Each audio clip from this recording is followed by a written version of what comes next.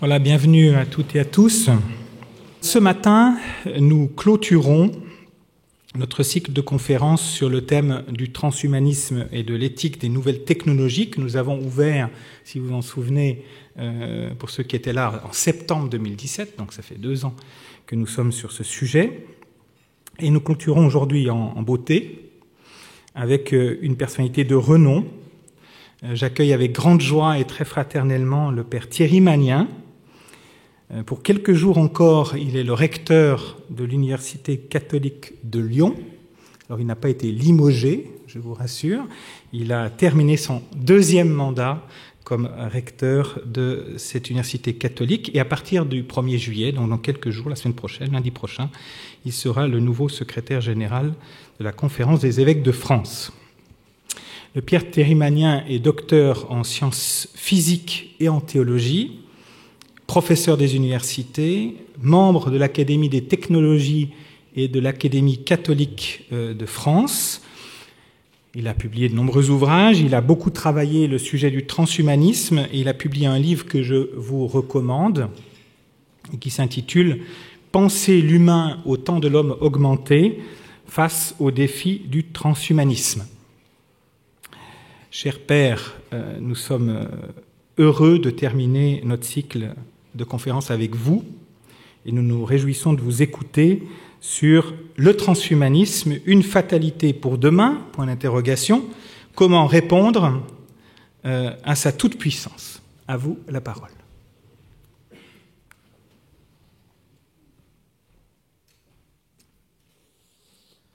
Bonjour à toutes et à tous et merci beaucoup de cet accueil. Heureux de partager avec vous ce qui est une recherche, avec beaucoup d'autres d'ailleurs, sur une thématique bien de notre époque et difficile en fait.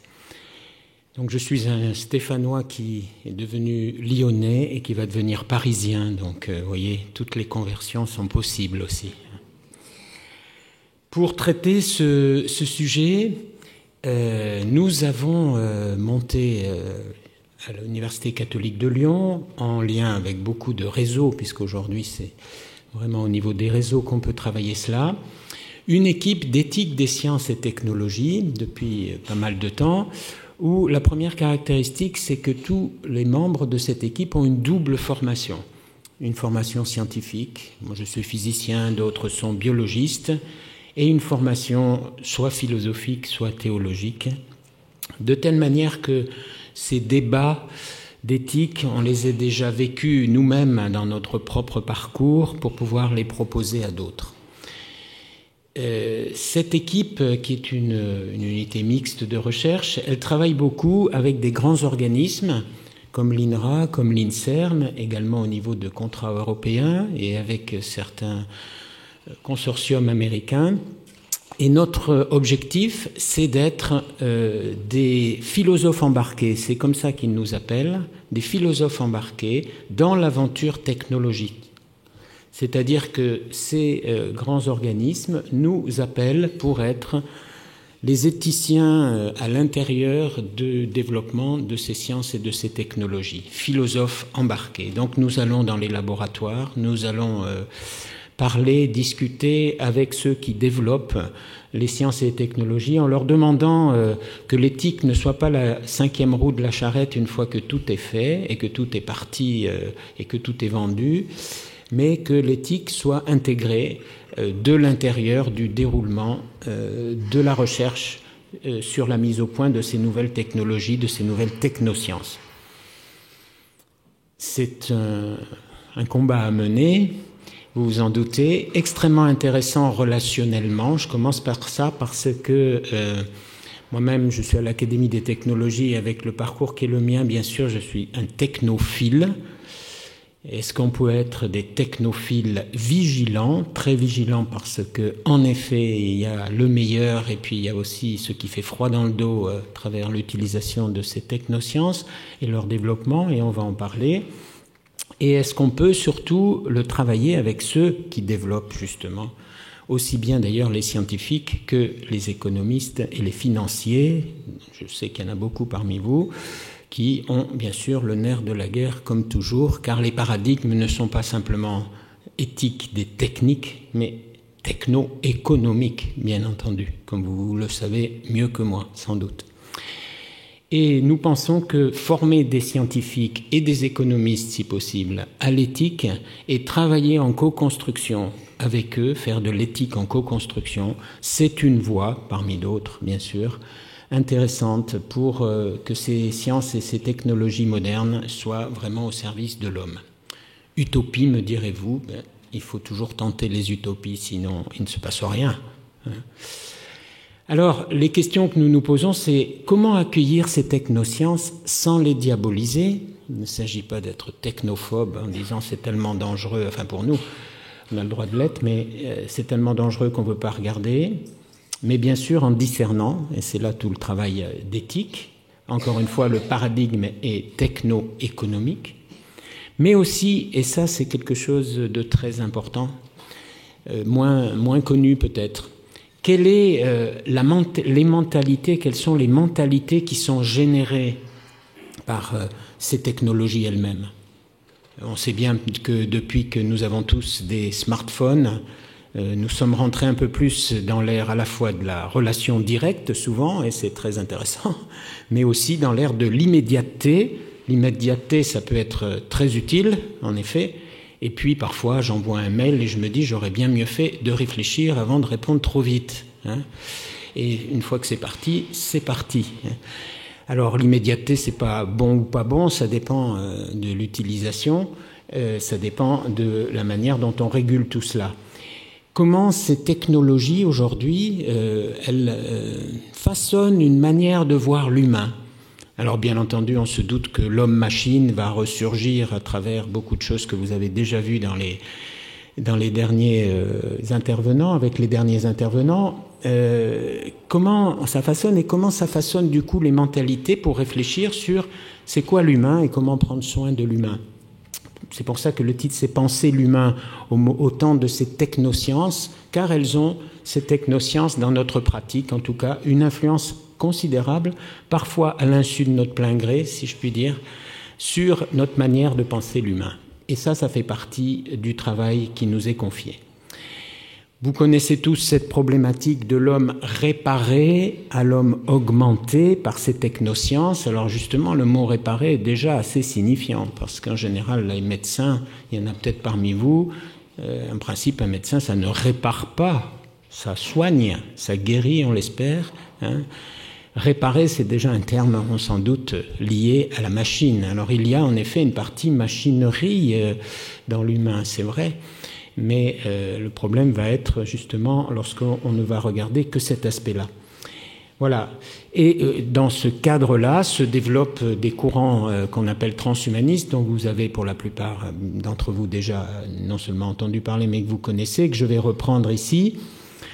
Mon expérience d'avoir pu, notamment à Atlanta en 2015, dans le cadre d'une délégation envoyée par la France, et la France laïque avait envoyé un prêtre dans sa délégation.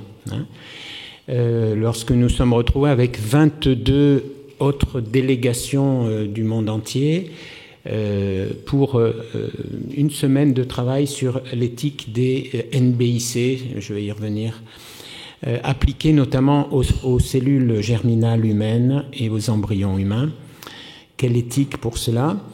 Eh bien, il y avait dans cette rencontre beaucoup de personnes qui se réclamaient de courants transhumanistes. Je dis bien de courants avec un S transhumaniste. Ils ne sont pas tous pareils, ils ne pensent pas tous de la même manière, ils ne sont pas tous aussi excessifs. Et je n'ai jamais rencontré, je le dis souvent, le docteur Frankenstein parmi eux. J'ai rencontré des hommes et des femmes qui nous ressemblent sur bien des points, et qui sont marqués par une mentalité qui donne froid dans le dos, mais je dirais qu'ils ne sont pas des monstres. Alors vous savez qu'en éthique, on ne juge jamais les personnes, on juge des situations, jamais des personnes, ce qui est toujours difficile d'ailleurs, mais ce qui est intéressant aussi pour travailler. Ça ne veut pas dire qu'on soit naïf, mais on essaye en tout cas de tenir cette ligne de crête. Et nous avons essayé de travailler avec des transhumanistes dont certains étaient plutôt du type Ray Kurzweil. Et c'est une aventure de dialogue très difficile. Et bon, nous avons fait quelques pas, nous avons établi une charte éthique internationale de l'utilisation des nouvelles biotechnologies sur les cellules germinales humaines, terrain miné s'il en est. Alors, pour nous chrétiens, par exemple, faut-il aller ou pas sur ces terrains-là? Nous pensons qu'il faut y aller pour dialoguer. Et on sait que quand on est embarqué dans ces terrains-là, comme dit l'autre, on peut se faire avoir, ça c'est vrai. Mais on peut aussi peut-être ouvrir d'autres pistes. Voilà, c'est tes choix, il y en a d'autres. Ce que je vous propose, c'est une voie parmi beaucoup d'autres. Et je pense d'ailleurs qu'il faut en prendre plusieurs à la fois. Voilà le contexte, d'où je parle, comme on disait jadis. Alors, transhumanisme et technosciences, vous connaissez tous, voilà, si on prend le dictionnaire, le transhumanisme, un mouvement culturel et intellectuel international prônant l'usage des sciences et technologies afin d'améliorer les caractéristiques physiques et mentales des êtres humains, améliorer la condition humaine en passant de l'homme réparé à l'homme augmenté. Pourquoi faudrait-il attendre d'avoir des maladies ou des handicaps pour utiliser ces technologies? Même si nous sommes en pleine forme, nous pouvons peut-être augmenter nos capacités, c'est ça. Alors je dis tout de suite, selon moi, à chaque fois qu'on veut augmenter les capacités de l'humain avec les technosciences, on n'est pas forcément transhumaniste. Pas forcément. Contrairement à ce qu'on lit très souvent, dès qu'on parle de l'augmenter, on parle transhumanisme. Non, je ne vois pas pourquoi. On est déjà tous augmentés d'une certaine manière. Ce n'est pas pour rien que la durée de vie moyenne dans un pays comme le nôtre est montée très fortement. D'une certaine manière, on est augmenté. Et donc, parfois, le passage entre réparer et augmenter est d'ailleurs pas très net. Et pourquoi ne pas... Si le pilote d'avion il a 15 sur 10 aux yeux, je suis assez content parce que ça peut peut-être l'aider. Sauf si ça lui détraque autre chose, bien entendu. Mais pourquoi pas augmenter? Mais dans quel but? Pour faire quoi? Pour vivre quoi? Et dans quel équilibre? C'est ça qui est beaucoup plus en question. Augmenter par quoi? Augmenter par ces fameuses technosciences qui sont un nouveau couplage entre science et technologie.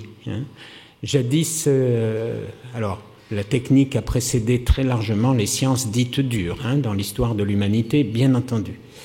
Mais je dirais au XIXe siècle, par exemple, la technique était le bras prolongé de la science.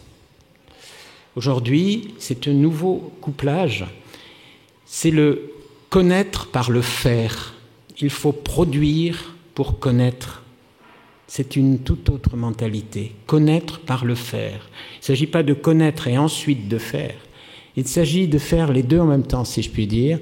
On produit donc, par exemple, des micro-organismes artificiels que l'on ne connaît pas bien et que l'on va étudier tout en les produisant et que l'on va améliorer au fur et à mesure.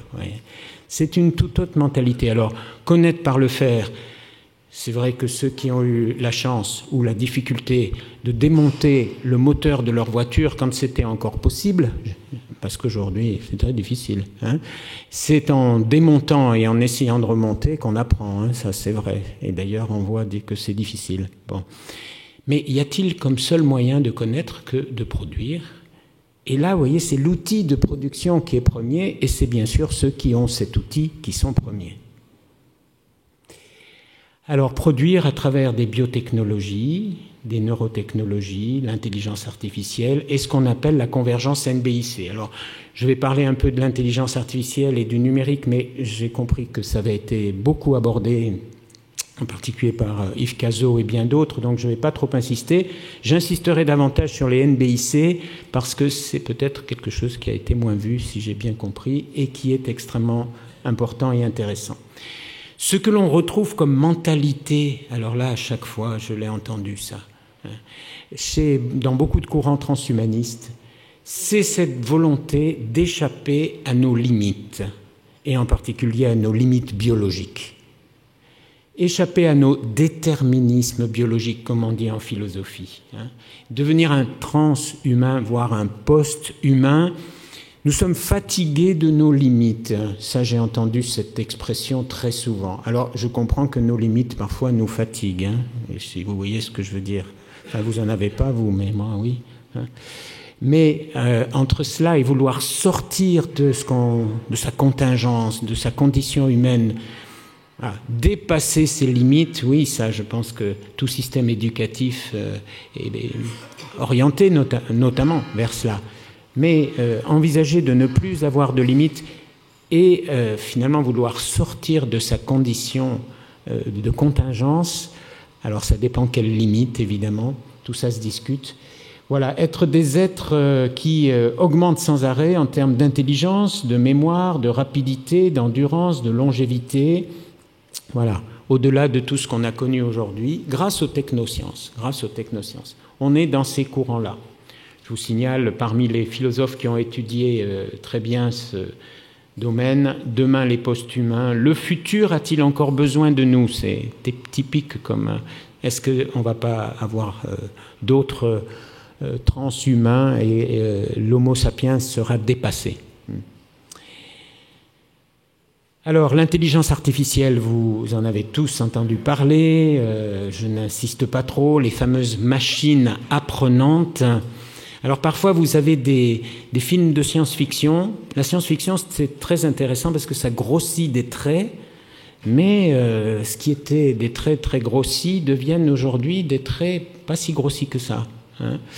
Et si vous avez vu ce film qui s'appelle Ex Machina en 2015, il y en a qui l'ont vu peut-être parmi vous? Non, vous êtes des gens trop sérieux pour regarder de la science-fiction, mais moi je la regarde parce qu'elle est extrêmement intéressante. C'est l'histoire d'un jeune programmeur qui est sélectionné parmi 1000 pour aller vivre une expérience tout à fait originale de machines apprenantes plus, c'est-à-dire des machines qui apprennent de l'interaction avec la réalité, hein, comme celle qui a battu le champion du monde de jeu de Go après avoir appris contre le champion du monde de jeu de Go les meilleures combinaisons pour pouvoir gagner, et comme la machine calcule bien plus vite que l'humain, eh bien, elle finit par l'emporter au bout d'un certain temps d'apprentissage. Hein.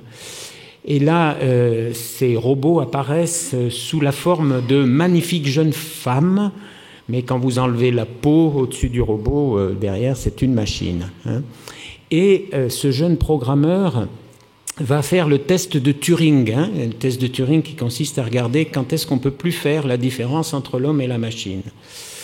Et ce film nous montre comment au début ce jeune programmeur sait très bien qu'il a en face de lui une machine, il lui pose des questions pour la tester, la machine répond au fur et à mesure, et puis petit à petit, la machine qui est une machine intelligente va commencer à décrypter, à faire de l'analyse faciale en particulier de son jeune programmeur qui l'interroge, et va traduire en termes de pensée, entre guillemets, ce que pense justement ce jeune programmeur en la questionnant. Donc petit à petit, il va y avoir une inversion de rôle, et c'est la machine qui va se mettre à questionner le jeune homme, qui lui-même va rentrer dans le jeu et va parler de lui, et la machine va exploiter tout ce qu'il entendait, et elle va finir par exploiter sa naïveté, car comme vous en doutez dans un film, il va tomber amoureux de cette magnifique machine, hein, et la naïveté de l'amoureux va permettre à la machine de s'émanciper de son fabricant et de sortir à l'air libre. Et la dernière image est extrêmement intéressante, terrible en fait, terrible, mais intéressante, puisque cette machine dont le jeune homme a cru qu'il y avait vraiment une relation forte, humaine forte, hein, amoureuse, elle n'éprouve évidemment rien du tout devant le fait que le jeune homme reste enfermé dans le laboratoire pendant que la machine part, et évidemment ça se termine très mal. Et on est tous là en train de reprocher à cette machine un geste inhumain. Vous voyez, c'est extrêmement intéressant dans les mentalités. Hein, dans les mentalités. Oui, l'intelligence artificielle, c'est un outil formidable, hein, et il faut continuer de l'utiliser. On se trouve bien dans le rapport Villani, en tout cas un certain nombre d'entre nous.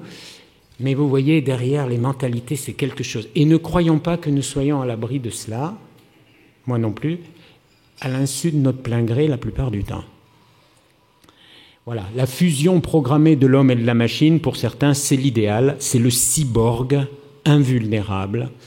Vous voyez que visiblement la jeune femme à qui on sert un petit déjeuner a le sourire, mais je vous pose la question, cette jeune femme est-elle un robot ? Alors, dans l'intelligence artificielle, c'est un sujet de philosophie au baccalauréat. Tout est sous l'angle « penser, c'est calculer ». Penser, c'est calculer. Si vous vous mettez... Alors vous dites « oh ben non, bien sûr que non ». Si vous vous mettez à essayer de répondre à cette question, ce n'est pas si simple. En effet, aujourd'hui, l'intelligence artificielle faible ne met pas tout en calcul, les émotions en particulier, mais demain. Bon, le terrain est ouvert, et le terrain est ouvert en lien avec les neurosciences. Pour l'instant, les machines simulent, et on sait bien que simuler, ce n'est pas la même chose que éprouver, bien entendu. Mais bon, voilà. Penser, c'est calculer. C'est pas si surprenant puisque on connaît par le faire, donc on connaît par le mesurable, ce qui en soi est connu depuis très longtemps dans la démarche scientifique. Il n'y a rien de mal à ça, au contraire. Mais on va penser que tout ce qu'on peut connaître est mesurable et du coup quantifiable. Mais évidemment, est-ce que nous vivons toujours dans le quantifiable ? Alors avec humour, je pose ça à des financiers comme question. Mais vous êtes peut-être justement très bien placé pour répondre. L'homme ne vit pas seulement dans le quantifiable, et si vous dites ça à un poète, évidemment, l'homme ne vit pas toujours non plus dans le certain et le calculable et le mesurable et le maîtrisable. Justement, il paraît que c'est dans les failles, lorsque ce n'est plus mesurable, qu'une créativité formidable peut s'instaurer. C'est ce que nous disent les poètes, c'est ce que nous disent les grands spirituels aussi, me semble-t-il. Voilà, l'émerveillement, le travail entre foi et raison n'est pas de l'ordre du mesurable complet. Il peut se mesurer en partie, oui, mais c'est autre chose, et c'est au-delà. C'est très intéressant, justement, on a beaucoup pris le thème de l'homme-machine, mais maintenant on se pose davantage la question, qu'est-ce qui différencie l'homme de la machine ? Et c'est finalement un retour extrêmement intéressant. Pendant longtemps, c'était qu'est-ce qui différencie l'homme de l'animal ? Ça continue d'ailleurs. Les différences n'étaient pas là où on les mettait toujours d'ailleurs. Par rapport à la machine intelligente, non plus. Mais je pense que c'est un vrai défi. Qu'est-ce que l'homme pour que tu penses à lui devant la machine ? Alors, je passe davantage maintenant à la convergence NBIC, c'est-à-dire la convergence entre les nanotechnologies, les biotechnologies, l'information et la cognition. Peut-être vous avez moins vu dans ces cycles. Alors, le génie de l'homme, on est capable de travailler aujourd'hui à l'échelle du milliardième de mètre. Les nanotechnologies, à partir des nanosciences. Le milliardième de mètre. Ne me dites pas que vous voyez ce que c'est, parce que c'est petit. On est capable, on a des outils pour travailler à cette échelle-là. Et justement, c'est quelques dizaines de nanomètres, c'est l'échelle de nos gènes dans notre génome. Donc on peut faire des biotechnologies, ça fait longtemps qu'on en fait, les buveurs de bière parmi vous les connaissent bien, et ça ne date pas d'aujourd'hui. Mais aujourd'hui, on fait des biotechnologies à l'échelle des nanotechnologies, à l'échelle des gènes, et on va donc être capable de fabriquer des gènes artificiels ou de transformer un génome avec ces nanobiotechnologies, NB. En passant par le I comme information. La matière, c'est de l'information dont on peut rendre compte par des codes informatiques. Et comme on a des puissances de calcul qui sont de plus en plus énormes, une forme de toute puissance de calcul apparaissant sans limite, eh bien on est capable aujourd'hui de copier informatiquement un gène naturel, de le reproduire grâce aux nanobiotechnologies, mais aussi de le modifier par son programme et de mettre les nanotechnologies au travail pour avoir des gènes modifiés et des génomes modifiés. On fait ça sur des bactéries, c'est d'ailleurs très intéressant parce qu'on transforme, enfin très intéressant d'un point de vue production, on transforme des bactéries en usines on transforme leur génome et on leur fait produire des molécules d'intérêt, par exemple de l'artémisinine pour lutter contre le paludisme dans beaucoup de pays où c'est une cause nationale et une cause de mortalité aussi très forte. Ouais. Et puis vous voyez évidemment derrière, ça veut dire le vivant comme une machine, et une machine que je modèle en fonction de mes désirs. Hein. Sur une bactérie, c'est peut-être pas la même chose, mais si je fais ça, évidemment, sur un embryon humain, c'est peut-être assez différent. Hein, voilà. Et ces cognitions, ce sont toutes les neurotechnologies avec des choses très intéressantes. Aujourd'hui, on peut faire des sondages profonds avec des nanopuces pour des gens qui sont porteurs de maladies de Parkinson, par exemple, terriblement invalidantes, notamment par les tremblements, et on est capable d'arrêter des tremblements parkinsoniens, avec, dans un certain nombre de cas, la question que le caractère des personnes, au fur et à mesure de ces sondages, peut évoluer. Alors, vous me direz, si on a un mauvais caractère, c'est très bien, mais qu'est-ce que ça veut dire sur le pouvoir d'être soi ? Alors, la personne en question, elle peut donner son consentement ou pas, du moindre mal entre avoir un caractère qui se modifie et puis des tremblements parkinsoniens qui sont stoppés. Mais lorsque vous appliquez ce genre de choses pour augmenter les capacités sur des êtres en pleine forme, vous voyez un peu ce que ça peut donner sur le pouvoir d'être soi. Oui, d'accord, je vais avoir un coefficient intellectuel éventuellement qui va grimper, mais qui suis-je ? Aujourd'hui, on a les capacités de modifier le génome humain, les capacités de modifier des éléments cérébraux qui transforment le caractère. Alors on me dirait, les drogues aussi transforment le caractère. Là, on va encore plus loin, bien entendu. Et si c'est dans l'objectif d'être un surhomme, vous voyez un peu comment ça peut donner le vertige. Le vivant comme une usine, comme une machine. Oui, il y a une partie usine et machine, oui, c'est vrai, il ne faut pas le nier. Et puis, vous avez sans doute entendu parler de cette technique dont le nom n'est pas très beau, CRISPR-Cas9, qui est ce qu'on appelle aussi les ciseaux à ADN. On est capable aujourd'hui d'aller couper un brin d'ADN dans un embryon humain. Et c'est testé en Chine depuis 2015 déjà. Alors, avec toutes les questions éthiques, évidemment, liées au fait de travailler sur un embryon humain, je n'y reviens pas, mais vous les connaissez, elles sont évidemment énormes. Bon. C'est une technologie qui est appliquée aussi sur les végétaux, qui marche bien d'ailleurs sur les végétaux, sur la souris et maintenant sur l'humain. Alors évidemment, la promesse, c'est de se dire, eh bien, si j'arrive par exemple à enlever le gène dans une maladie monogénique, à enlever le mauvais gène et à le remplacer par un gène artificiel sain, on peut peut-être guérir des maladies qu'on ne sait pas traiter aujourd'hui. Donc il y a toujours des espoirs là-dedans, bien sûr. Mais ce n'est pas forcément utilisé que pour ça. Et en ce moment, ceux qui ont inventé ces technologies-là, il y a d'ailleurs une Française, les inventeurs, ou inventeureux, ou teuseux, comme vous voulez, eh bien, elles nous disent, mais ce n'est pas encore au point sur l'embryon humain, car vous vous doutez bien que d'aller travailler à cette échelle si fine du milliardième de mètre, on fait des effets collatéraux, des effets hors cible, comme on dit pudiquement.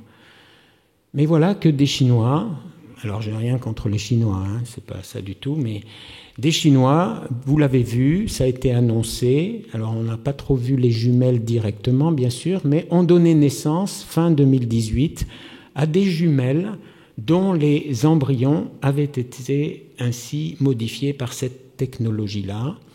Et en particulier, on nous a annoncé, fin 2018, qu'elles avaient été immunisées contre le sida. Pourquoi pas ? En manipulant un certain gène, CCR5, pour ceux qui aiment. Bon.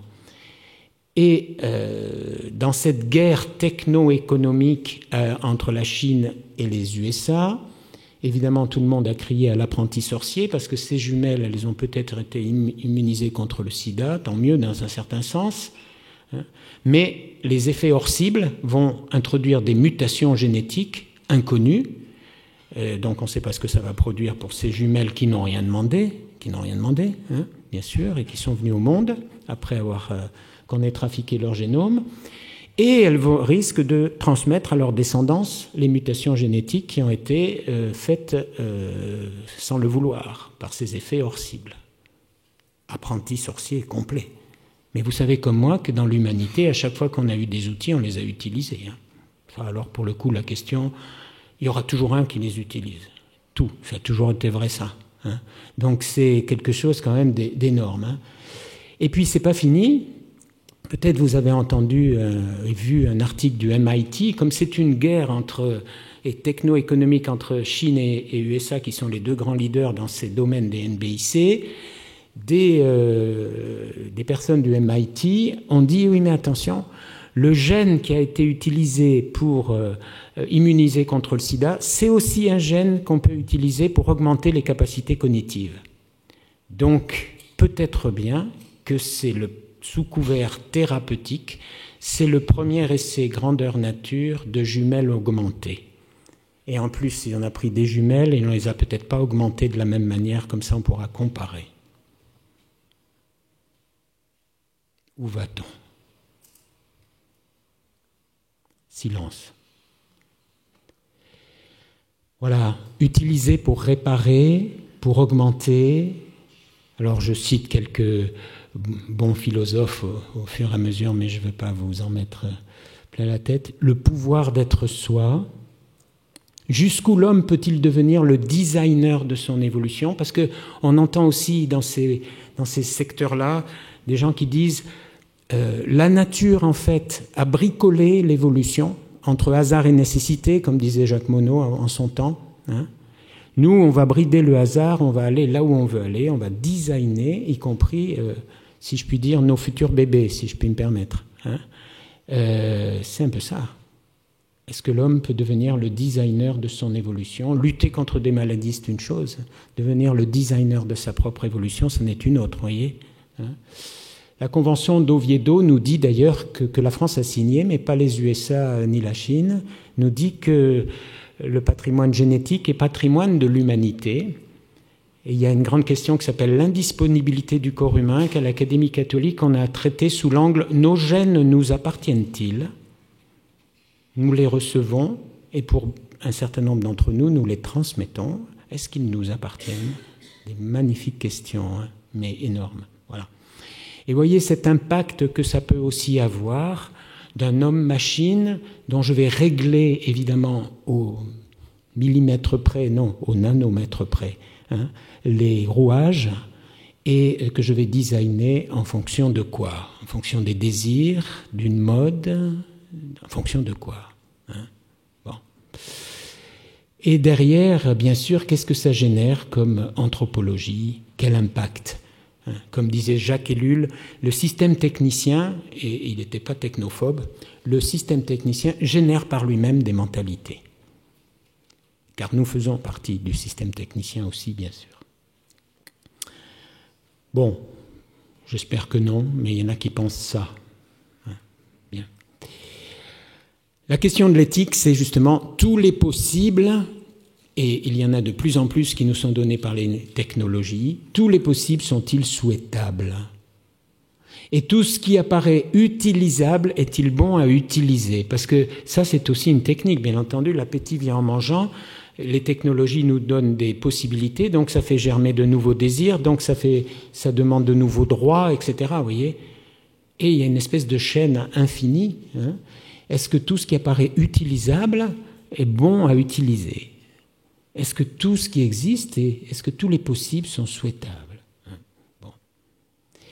Alors, ces fameux courants transhumanistes, eux, ils répondent « Ah oui ». Alors, je vous en donne deux qui sont très différents. Humanity Plus, qui est très implanté en Europe, on pourrait dire c'est modéré. Hein. Enfin, ça dépend par rapport à quoi on se fixe, hein, mais... Nick Bostrom, c'est celui qui a écrit Super Intelligence, un livre que je vous recommande aussi, hein, pour rentrer dans la mentalité. Ils disent, utiliser ces sciences et ces technologies, c'est une nécessité morale. Sinon, c'est non-assistance à personne en danger. Et après, ne venez pas nous dire qu'il y a des personnes porteuses d'un handicap alors qu'on aurait pu éradiquer l'handicap. Sans dire qu'on aurait peut-être bien aussi éradiqué la personne. Mais voilà. En même temps, ils n'ont pas envie de faire n'importe quoi, n'importe comment. Besoin d'éthique, disent-ils, et c'est réel. Hein. Je vous ai dit, je n'ai pas rencontré des monstres. Non, pas du tout. Le plus, évidemment, terrifiant, si je puis dire, c'est l'université de la singularité, dont Ray Kurzweil, qui travaille chez Google, est un des tenants. La singularité, c'est l'expression de quelque... Voilà, c'est quand la singularité, c'est quand notre futur, et en particulier lorsque nous ne serons plus déterminés par notre biologie, lorsque notre futur échappera à notre passé, lorsque la technologie aura pris le dessus sur nos déterminismes biologiques, comme je vous le disais tout à l'heure. Alors on est dans le fantasme, échapper à ces déterminismes biologiques, repousser toutes les limites, et en repousser évidemment la dernière des limites qui existent à l'humanité mortelle, c'est la mort, bien sûr. Et vous connaissez ce livre de Laurent Alexandre, La mort de la mort. Voilà. Est-ce qu'on peut d'ailleurs se penser humain, non mortel? Ça, c'est pour réfléchir. Si nous sommes non mortels, qui sommes-nous? On a toujours pensé, en tout cas dans l'Occident chrétien et dans beaucoup de lieux, de la pensée, l'homme mortel, justement. Bon. Éradiquer la mort. Bon. Promesse d'immortalité, mais on ne nous dit pas exactement pourquoi. Et puis le petit jeune qui attend du travail, il va attendre longtemps et ne sera plus tout à fait petit jeune. Mais bon. Regardez ce que déjà Max More, qui avait changé son nom, More, écrivait en 2003. « Nous mettons en question le caractère inévitable du vieillissement et de la mort. Nous cherchons à améliorer progressivement nos capacités, ça on peut le comprendre. Nous n'acceptons pas les aspects indésirables de la condition humaine. » Gunther Anders va dire « c'est la honte prométhéenne. L'homme a honte de lui-même, il n'arrive pas à assumer sa condition humaine. » Et ça, je l'ai souvent entendu par des gens, encore une fois, comme vous et moi, dans ces colloques avec des transhumanistes. Nous défendons l'utilisation de la science et de la technologie pour éradiquer les contraintes pesant sur la durée de vie, etc. Alors après la singularité, bon, je vais passer. Vous avez un philosophe belge qui a beaucoup étudié ça, le transhumanisme, je vais passer. Je vais aller un peu plus vite. Les aspects politiques sont repris par un Laurent Alexandre, dont j'apprécie pas toutes les idées, mais qui a le mérite de parler fort. Voilà. Dernière partie, comment réagir? Et c'est là que je vais vous proposer une vision plus personnelle. Ça va? Vous êtes augmenté? Alors, comment réagir devant cela? Encore une fois, nous jugeons des situations, pas des personnes. Il y a des bases, et je vais vous en proposer quelques-unes. Ce sont des essais sans aucune prétention, parce qu'il faut travailler ça. Il faut le travailler. Et vous n'avez pas trouvé sans doute beaucoup d'écrits de l'Église romaine sur ces terrains-là, parce qu'il y a des écrits, mais parce qu'il faut les travailler. Autant la bioéthique traditionnelle qui est à la mode en ce moment, bien sûr, avec la loi qui s'annonce, a été beaucoup travaillée. Autant ces terrains-là le sont moins, parce qu'il faut les travailler, justement. Et c'est bien aussi de travailler au maximum avant de donner des orientations trop précises. Alors, on a des toiles de fond assez extraordinaires dans cette encyclique qui a beaucoup touché des gens du monde entier, bien au-delà des cercles catholiques, Laudato Si du pape François. Je vais en donner 2-3 éléments. Je vous ai parlé tout à l'heure de penser, c'est calculer. La raison qui calcule, oui, bien sûr, c'est pas un scientifique qui va vous dire le contraire. Il y a une partie de la raison qui calcule, oui. Une partie de la pensée, ça peut se mettre sous forme de calcul, oui, je le crois. Mais c'est pas que ça, la pensée, comme on l'a dit. Et la raison, et en particulier la raison élargie par la foi, par la pratique de la charité, par l'art, plus que jamais, c'est... Vous voyez, je suis marqué, moi, comme recteur d'université catholique, on nous demande de plus que jamais des formations sur les différents types d'intelligence. Pas simplement l'intelligence logico-déductive, bien connue dans le monde scientifique, mais les intelligences émotionnelles. Et au même moment où on demande ces genres d'ouverture sur l'intelligence, on voudrait tout focaliser sur penser, c'est calculer. Ça fait partie, je pense, de nos paradoxes de société. Et puis, devant cela, qu'est-ce qu'on peut proposer comme alternative au transhumanisme sans tomber dans la technophobie. Vous pouvez aller lire le chapitre 3 de Laudato Si, les autres chapitres aussi bien entendu, mais le chapitre 3 particulièrement. Il ne suffit pas de concilier en un juste milieu la protection de la nature et le profit financier ou la préservation de l'environnement et le progrès. Il s'agit de redéfinir le progrès. Un développement technologique et économique qui ne laisse pas un monde meilleur et une qualité de vie intégralement supérieure ne peut pas être considéré comme un progrès. Ça ne donne pas des solutions, ça. Ça donne par contre une interprétation très forte sur le progrès. Alors elle ne date pas d'aujourd'hui, cette interpellation, mais elle est renouvelée ici. Et vous avez remarqué que dans nos sociétés, on n'ose plus trop parler de progrès, on parle d'innovation beaucoup plus que de progrès. C'est pas pour rien. Et pourtant, le progrès, oui, ça compte. Hein. Voilà. Et ce progrès pour le pape ne se confond pas avec la croissance. Ça ne veut pas dire qu'on va faire la décroissance, hein, c'est pas ça. Avec un accroissement de puissance technologique, avec l'accumulation de richesses matérielles ou l'augmentation du PIB, sans pour autant négliger ces facteurs.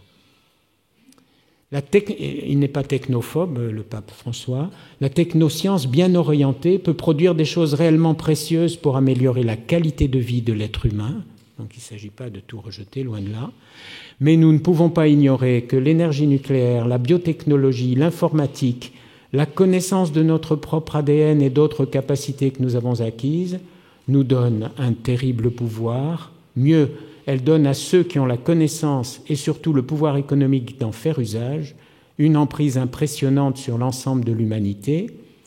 Jamais l'humanité n'a eu autant de pouvoir sur elle-même et rien ne garantit qu'elle s'en servira toujours bien. Je pense que c'est réaliste. Alors ça ne veut pas dire qu'il faut mettre la tête basse, mais comment relever ces défis? Alors évidemment, qui suis-je moi pour vous proposer ça? Un simple chercheur. Le pape François critique aussi l'anthropocentrisme moderne, et notamment en montrant comment la modernité a dévié l'anthropologie biblique en une forme de démesure. L'hubris, comme on dit, c'est pas nouveau d'ailleurs, mais avec les technologies d'aujourd'hui. Et cette phrase extraordinaire, comme je dirais une écharpe dans la chair pour réagir. Quand on ne reconnaît pas dans la réalité même la valeur d'un pauvre, d'un embryon humain, d'une personne vivant une situation de handicap, on écoutera difficilement les cris de la nature elle-même, tout est lié. Ça, c'est l'écologie intégrale, c'est-à-dire prendre soin de l'environnement et prendre soin de l'humain et des relations sociales, même mouvement, même mouvement. Nous sommes dans un monde où un déterminisme technologue ou technologiste, comme on voulait, pourrait prendre le relais du déterminisme biologique. Et ce déterminisme technologue, il est évidemment fabriqué par des humains et par certains humains, hein, bien sûr. La mort des limites est une visée, en effet, dans le monde transhumaniste. Peut-être que parfois, psychologiquement, ça rejoint notre refus infantile de limites. On est tous passés par là, non? De se penser sans limite, non? À certains moments. Et on a vu que c'était quand même infantile, hein? Et il y a de ça. On a des jouets qui s'appellent les technosciences, et il y a un peu de ça, hein? Pas volontairement. Un humain qui finalement serait terriblement appauvri, car on centre tout sur ses fonctionnalités. Mais nous connaissons tous des gens qui ont des fonctionnalités qui ne marchent pas très bien, voire pas du tout, et qui sont rayonnants de vie, et des gens qui ont l'air d'avoir des fonctionnalités biologiques qui marchent parfaitement et qui font la tête. On connaît tout, non? On connaît tous ça. Ce qui ne veut pas dire qu'il ne faut pas améliorer tous ceux qui ont un handicap, bien entendu, dans leur fonctionnalité. Bien sûr, c'est pas ça, hein? Voilà. Ce qui fait l'humain, c'est des fonctionnalités parfaites. Le cyborg invulnérable est-il le prototype de l'humain réussi? On peut se demander, hein. Alors, vous connaissez tous l'expérience de Pistorius, hein, qui en avait mis, ce coureur sud-africain, qui en avait mis des jambes artificielles et qui a réussi en effet à gagner des courses, et ça l'a socialement ouvert, et tant mieux, je veux dire, hein. Bon, ça n'a pas suffi pour le rendre pleinement heureux, puisque malheureusement, il a tué sa compagne. Je ne dis pas qu'il y ait de lien direct entre les jambes artificielles et le crime, mais on voit bien que ça ne suffit pas. Alors, quelle anthropologie pour penser l'usage des technosciences, y compris pour penser l'homme augmenté, pourquoi pas? Eh bien, c'est ce que je vous propose maintenant de manière plus personnelle. Il faut toujours faire confiance à la démarche scientifique. Alors, vous voyez un peu le scientiste qui parle. Non, pas uniquement, mais entre autres. Car vous avez un phénomène, et donc les deux réponses que je vais donner se trouvent d'une part sur la démarche scientifique elle-même, et d'autre part sur des éléments d'anthropologie chrétienne qui résonnent au sens d'une résonance avec ce que la biologie d'aujourd'hui, sur son propre terrain, est en train de mettre en évidence. Au moment où les biotechnologistes, et c'est leur métier, focalisent tous sur l'amélioration des fonctionnalités, comme si l'humain était un ensemble de fonctionnalités d'une machine qui doit marcher à la perfection, voilà que la biologie elle-même nous montre que le vivant, et le vivant humain en particulier, est beaucoup plus complexe qu'une simple amélioration de fonctionnalité. Et c'est les deux domaines qui sont étudiés depuis une vingtaine d'années, donc c'est neuf dans l'histoire, de l'épigénétique et de la plasticité cérébrale. Le vivant est plastique. Alors qu'est-ce que ça veut dire dans le cas de l'épigénétique? Quand j'étais petit, on me disait « tout est génétique ». Et on va chercher le gène de ceci, de cela. Comme je dis à mes étudiants, on n'a pas trouvé par exemple le gène de la paresse, donc pas d'excuses biologiques. Bon, bien. Je me le dis à moi-même aussi d'ailleurs. Bon. Mais non, tout n'est pas génétique. Oui, les gènes jouent un rôle très important. Mais l'environnement joue aussi un rôle sur l'expression des gènes, car les gènes s'expriment plus ou moins ou pas du tout. Et c'est ça, l'épigénétique, c'est l'étude de la modulation de l'expression des gènes par l'environnement. Et l'environnement, c'est quoi? C'est un environnement biologique, par exemple les autres gènes dans le génome, ou bien l'ensemble de la biologie qui entoure le génome.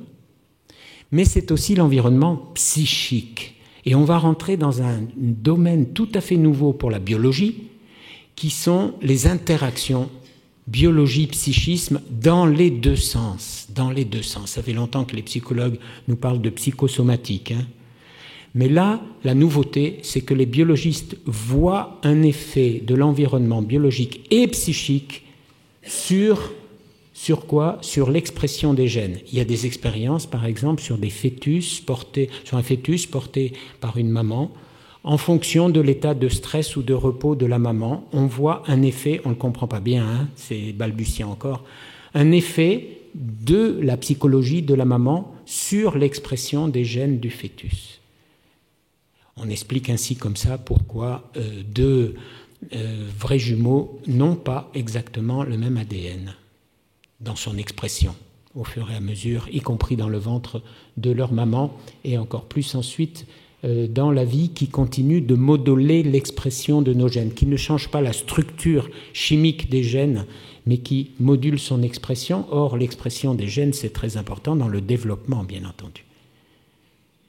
Vous avez l'équivalent en neurosciences avec ce qu'on appelle la plasticité cérébrale. Les 100 milliards de neurones interconnectés sous notre caboche par des synapses, tout cela évolue, bouge tout au long de la vie, pas simplement quand on est petit, mais tout au long de la vie. Et en particulier, on peut s'apercevoir que l'apprentissage, vous savez, il y a des gens par exemple qui ont eu un AVC et puis ils vont réapprendre à utiliser un bras qui ne fonctionne plus parce que le circuit correspondant a été détruit, en utilisant un autre circuit neuronal qui n'était pas fait pour ça, et qu'ils vont rééduquer. Tout cela bouge. Et l'apprentissage, c'est quoi? C'est du psychisme aussi, c'est de la volonté, c'est de la persévérance, c'est de... etc., etc. C'est quelque chose de tout à fait nouveau, biologie, psychisme. Et ça va même très loin puisque la méditation, figurez-vous, a une influence sur notre cerveau. Alors il faut la pratiquer régulièrement, il faut être à la communauté Saint-Martin par exemple, c'est pas simplement 5 minutes comme ça. Et on a fait des tests sur des personnes qui ont 15 000 à 30 000 heures de vol spirituel, si je puis dire. Et on voit en effet une influence de la méditation sur l'évolution de cette plasticité cérébrale. Donc vous voyez ici, on est dans un domaine où entre le biologique, le psychisme et je dirais le spirituel, au sens très large de ce mot spirituel, je ne parle pas du religieux ici directement, il y a des connivences, il y a des interactions dans les deux sens. Ça fait longtemps qu'on sait que le biologique joue sur le psychique, ça on sait. En retour, le comportement, notre propre comportement, joue sur notre biologie. Et l'épigénétique aujourd'hui est en train d'être étudiée pour comprendre comment des mentalités peuvent se transmettre de génération en génération, ou parfois sauter une génération d'ailleurs en disant « celui-là, il a tout de son grand-père », et on dit en général ça d'une qualité devant le père qui ne l'a pas d'ailleurs. Bon, bien. Extrêmement intéressant. Qu'est-ce que ça veut dire du vivant complexe et de l'humain en particulier? Ça veut dire que il est corps, âme, esprit, comme on dit dans les traditions, depuis saint Paul aux Thessaloniciens, en passant par saint Irénée de Lyon, pour lequel je fais de la publicité, bien entendu, parce que c'est un père de l'Église extraordinaire, notamment dans son anthropologie, l'anthropologie de l'humanité en croissance, extraordinaire. Bon. Le vivant, pour qu'il soit pleinement vivant, il faut qu'il soit à la fois robuste et vulnérable. Robuste et vulnérable. Oui, il faut qu'il ait une forme de robustesse, sinon il se délite. Et les technosciences peuvent tout à fait conforter la robustesse. Oui. Mais il faut en même temps qu'il soit vulnérable. Et qu'est-ce que c'est cette vulnérabilité? À ne pas confondre avec la fragilité liée à une maladie ou à un handicap. Un vivant en pleine forme, il faut qu'il soit vulnérable pour être en pleine forme. Et vulnérable, ça veut dire se laisser modifier par son environnement de l'intérieur et apporter sa propre pierre à la construction de l'environnement. C'est ça la vulnérabilité. Comme dans l'épigénétique, l'environnement joue sur le moteur intérieur du développement que sont l'expression génétique, et en même temps l'expression génétique apporte sa pierre dans l'environnement. Autrement dit, le vivant, il faut qu'il soit à la fois robuste et vulnérable. Autrement dit, le cyborg invulnérable des transhumanistes, mais il n'est pas en pleine forme au niveau du vivant. Il est un vivant appauvri.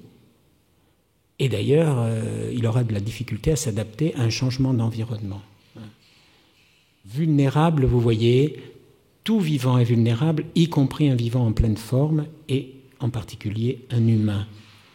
Cette étonnante plasticité du cerveau fait dire à des gens comme des neuroscientifiques connus d'aujourd'hui, en définitive, les différences neurobiologiques qui existent entre les êtres humains proviennent certes des caractères dont ils ont hérité, mais surtout de l'apprentissage qu'ils ont reçu et de l'influence du milieu dans lequel ils ont vécu. Alors ça, les sociologues nous le disent depuis longtemps, mais là, la nouveauté, c'est que ce sont les scientifiques qui envoient des traces sur leur propre domaine. En somme, nous sommes programmés, mais programmés pour apprendre. C'est quand même intéressant, non? Programmés pour apprendre en évoluant sans cesse. Voilà. Et du coup, le vivant complexe, il est vulnérable. Et la vulnérabilité, on est en train d'étudier sous l'angle que je viens de définir ici, comme une propriété ontologique du vivant. Un vivant à la fois robuste et vulnérable. Alors si c'est vrai ça, et ça se confirme de plus en plus, vous voyez qu'on est aux antipodes du cyborg inoxydable. Prendre soin de l'humain, c'est prendre soin de sa robustesse et de sa vulnérabilité. Pour l'humain, prendre soin des interactions corps, âme, esprit. Regardez ce qu'écrivait saint Irénée de Lyon en s'appuyant sur saint Paul aux Thessaloniciens, chapitre 5, chapitre 5, verset 23. La chair modelée, à elle seule, n'est pas l'homme parfait, elle n'est que le corps de l'homme, donc une partie de l'homme. L'âme à elle seule n'est pas davantage l'homme, elle n'est que l'âme de l'homme, donc une partie de l'homme. Qu'est-ce qu'il met dans le mot âme? Il met ce qu'on appelle aujourd'hui l'affectivité, les sentiments, la raison, l'intelligence, la volonté. Et l'esprit, alors l'esprit c'est le saisissement intérieur, la dimension d'esprit, saisissement intérieur, là où Dieu parle à l'homme, dira le Concile Vatican II, le sanctuaire où Dieu parle à l'homme. L'esprit non plus n'est pas l'homme. On lui donne le nom d'esprit, pas celui d'homme. Et regardez cette phrase, c'est le mélange et l'union de toutes ces choses qui constituent l'homme parfait. Dans une mixis, c'est-à-dire une compénétration en distinguant, mais en compénétrant les trois éléments. On disait ça au IIe siècle. Quand je montre, et je le fais, à mes scientifiques amis biologistes qui me montrent les interactions biologie, psychisme, spirituel, je leur dis, regardez comment on pense l'anthropologie au IIe siècle dans le christianisme. Et d'ailleurs, je leur donne aussi le livre de François Cheng qui s'appelle « De l'âme ». Et ils retrouveront, moyennant des conversions de termes et de vocabulaire, ils retrouveront les mêmes idées. Ils disent, on pense comme ça. Est-ce que cette anthropologie-là, qui résonne au sens d'une résonance, ce n'est pas une preuve, je ne suis pas en train de chercher dans les sciences une preuve de la validité des anthropologies, mais c'est très intéressant de faire des résonances inattendues entre ce que le biologiste voit aujourd'hui sur son propre terrain et puis ce qu'un Saint-Irénée pouvait dire au IIe siècle. Est-ce que c'est pas ça l'anthropologie dont il faut prendre soin? Est-ce que c'est pas ça l'interconnexion entre robustesse et vulnérabilité? Est-ce que c'est pas prendre soin de l'homme corps, âme, esprit et de regarder comment les technosciences qu'on peut utiliser pour améliorer la robustesse, est-ce qu'elles favorisent aussi cette alliance entre robustesse et vulnérabilité, cette plasticité du vivant, cette interaction corps, âme, esprit, cette harmonie corps, âme, esprit dans leurs environnements? Ou bien pas du tout. Nous sommes en train de travailler cela, y compris avec des gens aussi sérieux que l'INRA, l'INSERM et des contrats européens.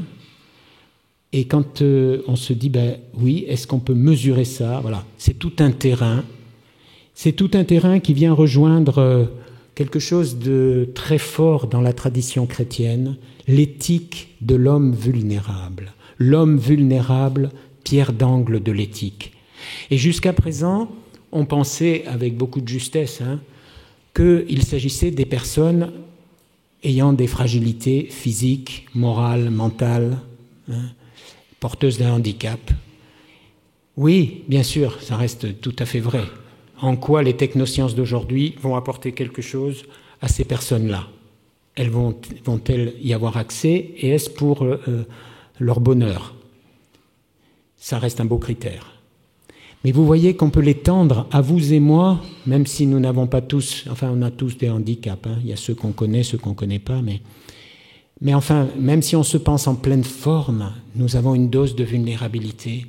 Respecter cette vulnérabilité, oui, l'homme vulnérable, pierre d'angle de l'éthique, c'est peut-être plus vrai que jamais, me semble-t-il, et ça peut être une espèce de toile de fond de la recherche en éthique, y compris pour utiliser ces fantastiques technosciences pour améliorer la condition humaine, améliorer d'une certaine manière la robustesse, oui, mais en préservant cette alliance entre robustesse et vulnérabilité.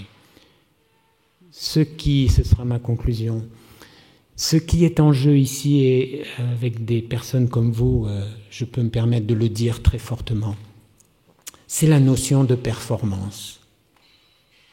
Quand j'étais jeune, apprenti ingénieur, puis apprenti chercheur, on me disait « la performance scientifique et technologique, il n'y a que ça de vrai ». Et je le croyais d'ailleurs. Je crois toujours que c'est magnifique, la performance scientifique et technologique. Mais ça ne suffit pas, quoi. On le sait tous d'ailleurs que ça ne suffit pas. Mais bon. Alors vous me direz, la performance économique, ça c'est très important. Alors ça, je l'ai vu comme dirigeant d'une université qui essaye d'avoir juste l'équilibre budgétaire. Bon, la performance, c'est d'être à l'équilibre. Bon. La performance uniquement technique appliquée à la seule dimension fonctionnelle, eh bien, elle ne suffit pas. Elle est simpliste même.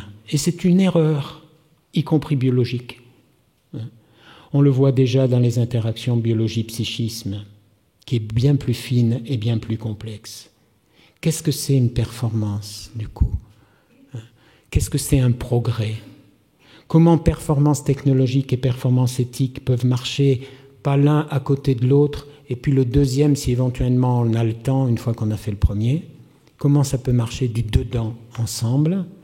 Comment la personne vulnérable peut être la toile de fond de l'utilisation de ces technologies et du go-no-go qu'on peut donner à un certain nombre de technologies, y compris dans des lois de bioéthique? Eh bien, il me semble que là, il y a un sens renouvelé de la notion de performance qui nous interpelle tous, personnellement, communautairement, collectivement, et qui pourrait interpeller des lieux de régulation, que ce soit dans le monde politique, à l'échelle d'un pays, mais ça ne suffit pas, vous le savez, à l'échelle mondiale. Mais qui va entrer dans ce type de régulation pour le service de l'humanité? Ce sont d'énormes questions sur lesquelles je vous laisse. Responsabilité et performance, oui, à quel prix et pour qui? Très essentiel. L'homme vulnérable, pierre d'angle de l'éthique? Merci.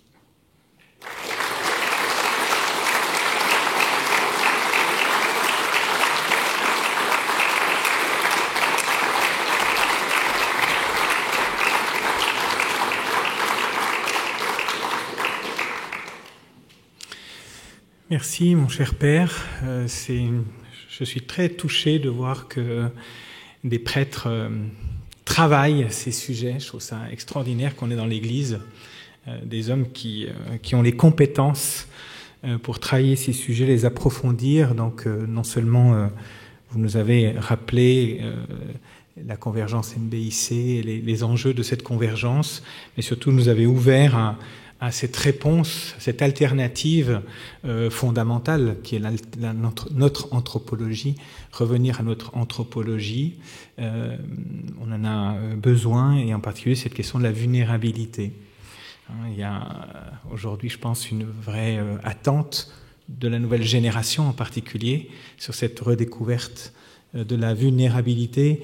Je vous renvoie aussi puisque récemment il nous a quitté Jean Vanier, qui était un prophète de cette vulnérabilité.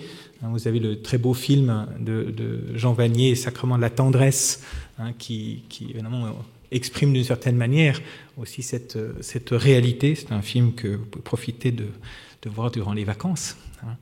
Donc merci, cher père. Je vous recommande aussi vraiment la lecture du livre du père Magnin sur Penser l'humain au temps de l'homme augmenté. Face au défi du transhumanisme, vous le trouverez facilement.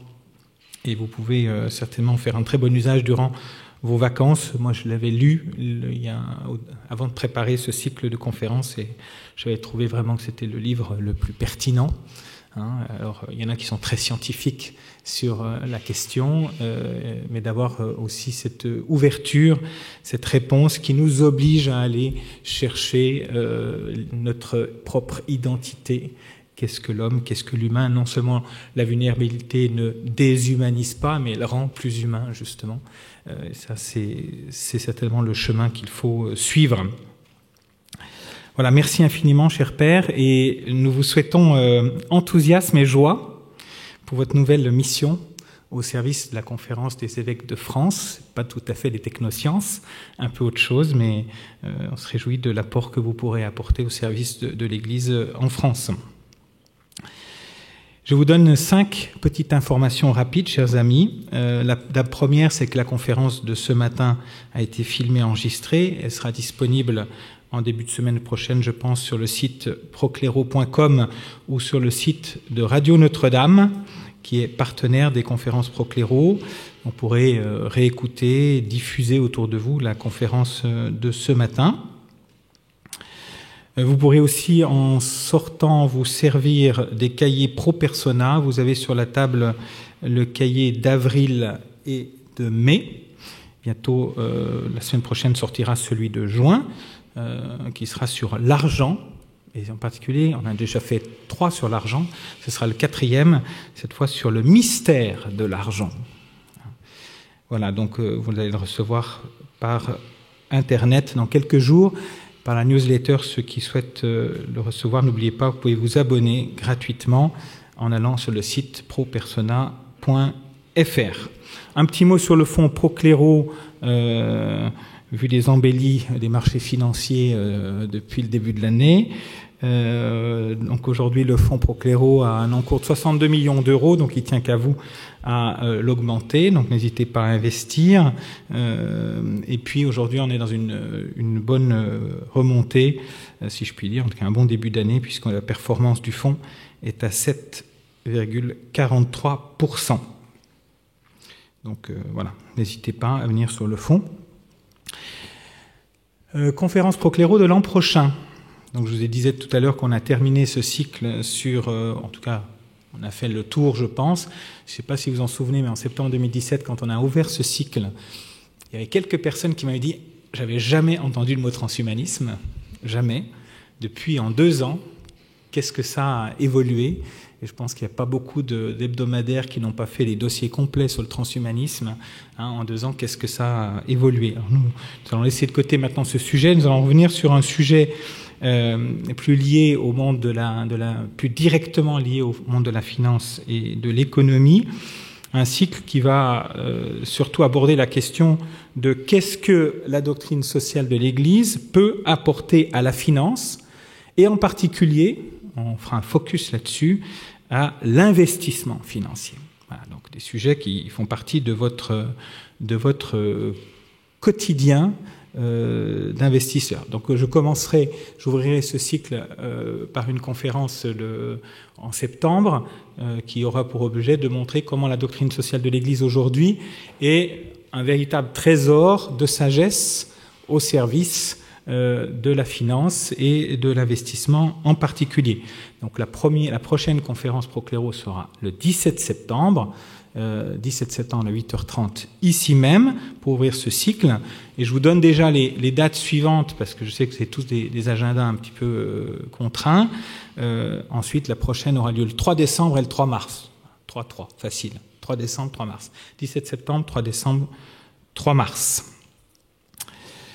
Voilà, et puis dernière petite chose, avant de vous souhaiter un bon été, à la communauté Saint-Martin, on termine l'année avec la grande joie d'avoir des ordinations diaconales et sacerdotales, je crois sous un temps qui va être caniculaire. Nous allons avoir vendredi après-midi l'ordination de 11 diacres et samedi matin de 9 nouveaux prêtres. Donc merci de vous unir à notre action de grâce et de porter ces 20 jeunes hommes qui s'engagent dans votre prière. Voilà, je vous souhaite un excellent été, reposant, ressourçant. N'oubliez pas d'emporter vos cahiers pro persona que vous n'auriez pas eu le temps de lire pendant l'année. Si vous ne savez plus où ils sont, lesquels sont, vous avez le site propersona.fr. Je vous rappelle juste qu'il y en a 27 qui ont déjà été publiés, donc regardez combien vous en avez déjà lu et tous ceux qui manquent. Et puis emportez le livre du Père Thierry Magnien pour vos vacances, et à la grande joie de vous retrouver le 17 septembre à 8h30. Merci et à bientôt.